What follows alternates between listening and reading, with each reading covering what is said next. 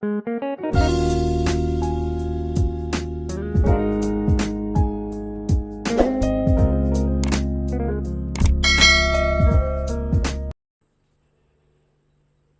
afternoon!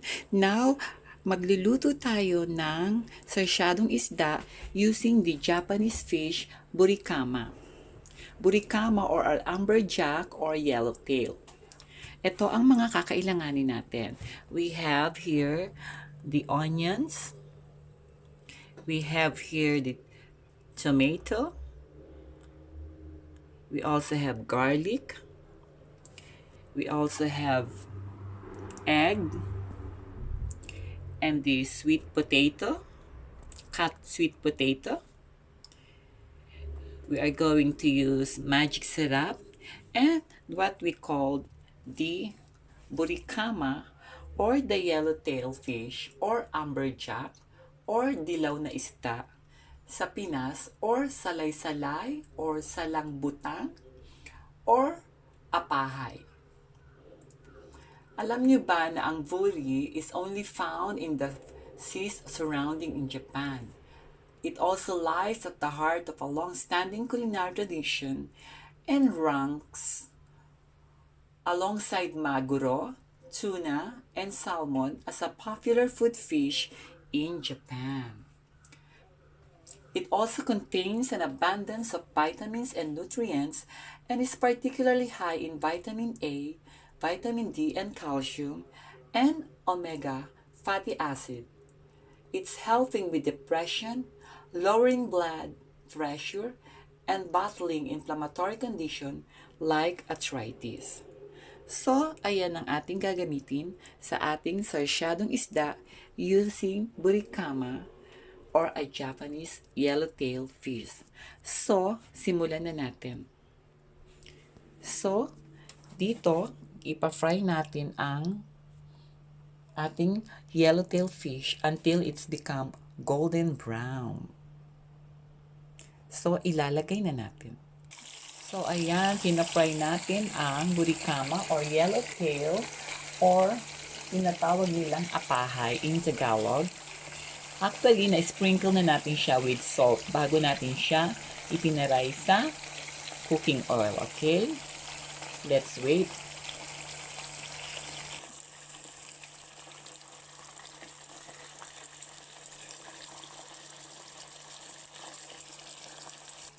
Habang inaantay natin na maging golden brown siya or maluto, pwede na tayong magisa dito on the other side. Dito, igisa na natin ang mga dapat isa. Unahin natin ang bawang, sibuyas, at ihulog natin ang sweet potato in a medium heat.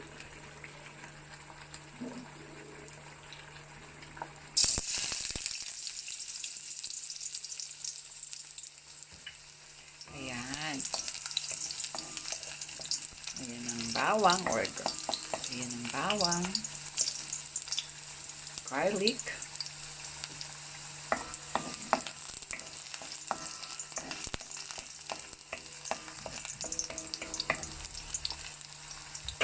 sunod natin ang onion,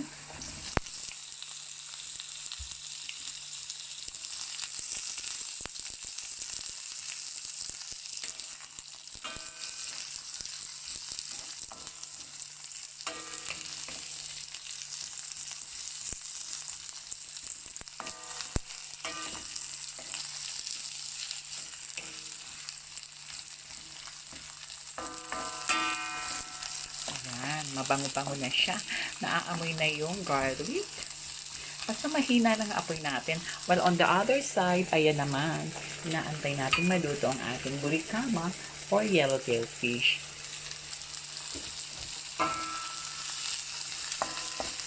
Dito, ihuhulog natin ang sweet potato. Nandito na rin yung potato ha. Sinama na rin natin ang potato dahil ilalagay din natin ngayon ang tomato. Yan ang tomato. So, ganyan lang. Hintayin natin maluto. Kaya may patatas kasi yung iba ayaw nilang magkanin Ayan na ang kanilang kanin. If they don't like with rice, potato is the best choice as their rice too. Ayan. And these are the buri fish na inaantay natin maluto rin.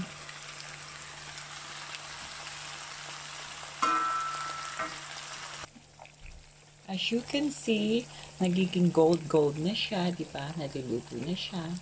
And then, ito naman yung may kamatis na with potato. Lagyan natin siya ng half water. Half glass of water. And make it boil. Wait for the moment. Kailangan mag-boil siya. Bago natin ilagay ang ating burikamo. And then, ang ating magic sarap. And then, lastly, yung itlog. Let's wait for a moment.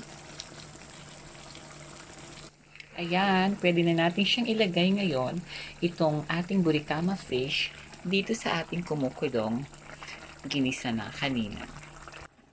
Ngayon, ilagay na natin itong sprinkle magic sarap dahil nailagay na natin ang ating burikama fish. Ayan.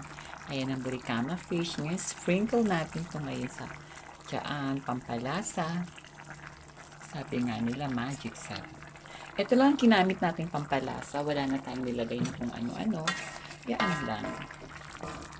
So, ayan. As you can see. Ayan.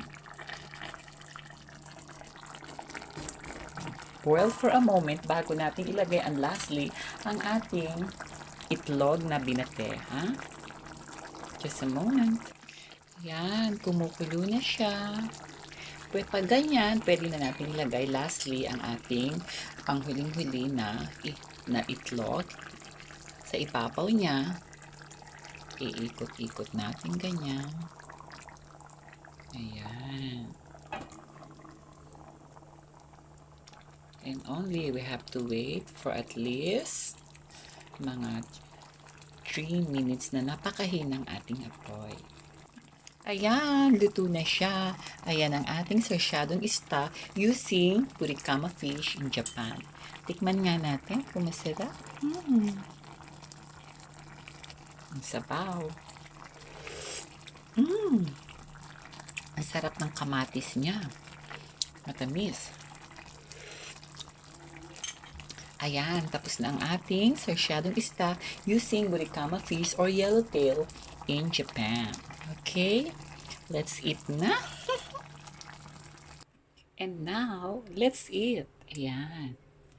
Ready to eat ang ating Sarsiadong Isda using the yellowtail or burikama fish. Ayan. Salamat sa panonood. Bye! Hope you like it.